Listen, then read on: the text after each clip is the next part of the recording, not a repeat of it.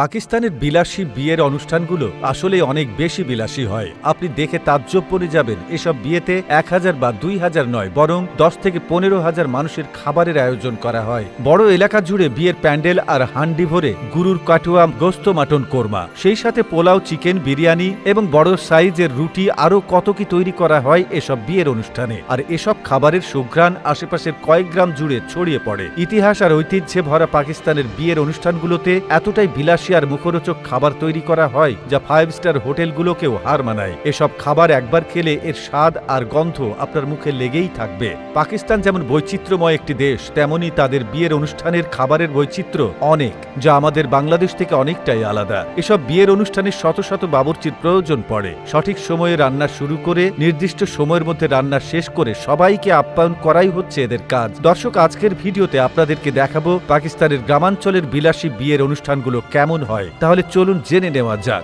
এটি পাকিস্তানের একটি গ্রামের বিয়ের অনুষ্ঠান। এই বিয়েতে 15,000 মানুষের খাবার তৈরি করা হবে। স্থানীয় মেহমান, কনেপক্ষ কিংবা বরপক্ষ থেকে আসা মেহমানদের জন্য শুরু হয় সকাল থেকে রুটি তৈরি করার পালা। পাকিস্তানে এসব বিলাসী বিয়েগুলির মধ্যে রুটির ব্যবস্থা রাখা হয়। গল্পগুজব আর পরিবেশ প্রকৃতির মাঝখানে বসে এসব মানুষগুলো সানন্দে কাজ করেন। অন্যদিকে সারিবদ্ধ অসংখ্য পাতিল তৈরি করছেন পাকিস্তানের বিয়ের অনুষ্ঠানের তৈরি করার সবচেয়ে ফেমাস কাটুয়া গোস্ত। তরতাজা মশলা আর লাকড়ির উত্তপ্ত আগুনে মাংসগুলোকে তৈরি করা হয়। তারপর মাংসগুলো রান্না হয়ে গেলে সেগুলোকে কয়লার আগুনে বসিয়ে দেওয়া হয়, যেন সেগুলো দীর্ঘ সময় ধরে গরম থাকে।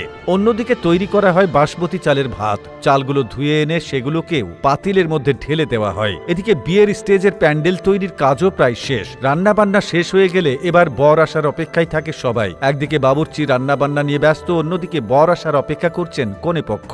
পাকিস্তানের বিয়ের খাবারের মেনুতে সাধারণত পোলাও, বিরিয়ানি, ভাত, কাটুয়া গোস্ত, মুরগির রোস্ট, কোরমা, রেজালা, আরো কত কি থাকে। মূল খাবারের শেষে মিষ্টান্ন হিসেবে দই, পায়েস, জর্দা, মিষ্টি পরিবেশন করা হয়। এরপর মুসলিম বিয়েতে যে ধরনের আনুষ্ঠানিকতা থাকে সেগুলো শেষ করার পর খাবার পরিবেশন করা হয়। একদিকে কাওয়ালি সঙ্গীত, অন্যদিকে ঐতিহ্যবাহী সুস্বাদু খাবার উপভোগ করা যেন পাকিস্তানে বিয়ের প্রধান সৌন্দর্য। তো বন্ধুরা, কেমন লাগলো আজকের এই বিয়ের খাবারের আয়োজন?